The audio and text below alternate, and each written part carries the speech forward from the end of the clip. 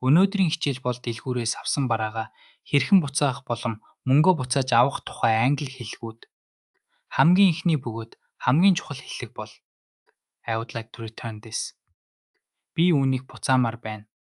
Бараагаа буцаах үед худалдагч шалтгааныг нь асуудаг. Энэ үед та хэмжээнд таарахгүй байгааг хэлэх бол It does not fit me.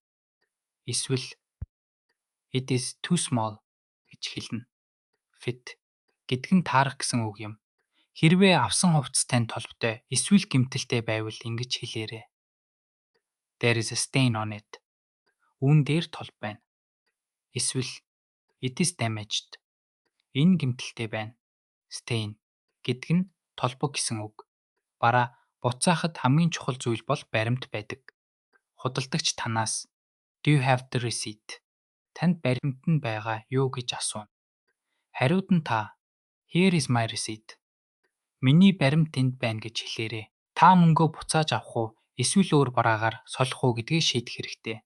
Худалдагч Would you like a refund or an exchange? гэж асуудаг. Refund гэдэг нь мөнгөө буцааж авах, харин exchange солих гэсэн утгатай. Хэрвээ та өөр бараагаар солихгүй зөвхөн мөнгөө л буцааж авмаар байвал I would like a full refund. Please. Би мөнгөө бүтнээр нь буцааж авмаар байна гэж хэлнэ. Харин та өөр хэмжээтэйгээр эсвэл өөр өнгөөр солихыг хүсвэл ингэж асууна. Can I exchange this for a larger size? Би үүнийг арай том хэмжээтэйгээр сольж болох уу?